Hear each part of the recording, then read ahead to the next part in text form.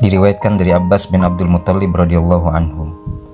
Ia berkata, aku memohon kepada Rasulullah sallallahu alaihi wasallam, ajarilah kepadaku sesuatu yang digunakan untuk berdoa kepada Allah. Maka beliau menjawab, wahai Abbas, paman Rasulullah sallallahu alaihi wasallam, mintalah kepada Allah afiyah di dunia dan akhirat.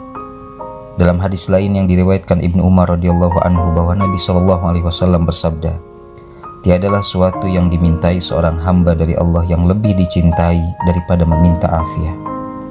Dalam kitab Al-Hisnul Hasin, Al-Jazari berkata, doa Rasulullah SAW untuk meminta afiat merupakan hadis mutawatir, baik lafaz maupun maknanya, yang datang kepada kita melalui 50 jalan.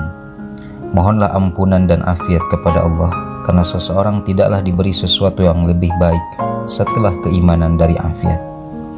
Afiat adalah dukungan Allah yang diberikan kepada hambanya untuk bisa menunaikan perintahnya, menerima qada dan qadarnya dengan ridho dan berserah diri. Dukungan ilahi ini bisa berupa kesehatan jasmani dan rohani, rezeki halal, taufik dan hidayah Allah. Orang yang meminta afiat berarti meminta dukungan atas apa yang niat dikerjakannya. Doa ini merupakan bekal untuk menolak bahaya dan menarik semua kebajikan. Ibnul Jauzi mengatakan orang yang berbahagia adalah orang yang merendah di hadapan Allah dan selalu memohon afiah, karena afiah tidak akan diberikan tanpa ujian. Seorang yang berakal akan selalu meminta afiah untuk mengalahkan semua ujian dalam semua situasi dan kondisi, dan kita memerlukan kesabaran untuk menghadapi ujian sekecil apapun. Seseorang tidak akan mencapai ridho Allah tanpa ujian. Sabar hakiki akan terwujud saat kita menerima semua takdir ilahi, dan ketentuan ilahi jarang yang datang seirama dengan keinginan nafsu kita. Orang cerdas adalah yang mampu menguasai nafsunya melalui kesabaran yang dijanjikan berpahala besar. Al-Manawi mengatakan maksud hadis mohonlah ampunan dan afiat adalah larangan untuk meminta bala dan ujian. Ampunan adalah penghapusan dosa, sedangkan afiat adalah keselamatan dari sakit dan bala.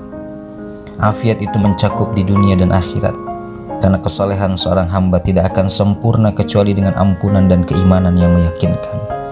Keimanan ini yang mampu menolak siksa akhirat, sedangkan afiat menolak penyakit dunia yang ada dalam hati ataupun di badan.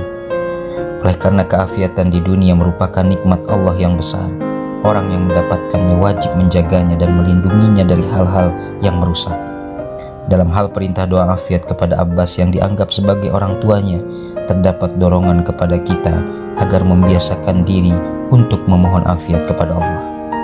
Perintah Rasul SAW kepada Abbas untuk memohon keafiatan merupakan dalil tegas bahwa memohon keafiatan adalah doa yang tiada tandingannya bila dibandingkan doa-doa lain.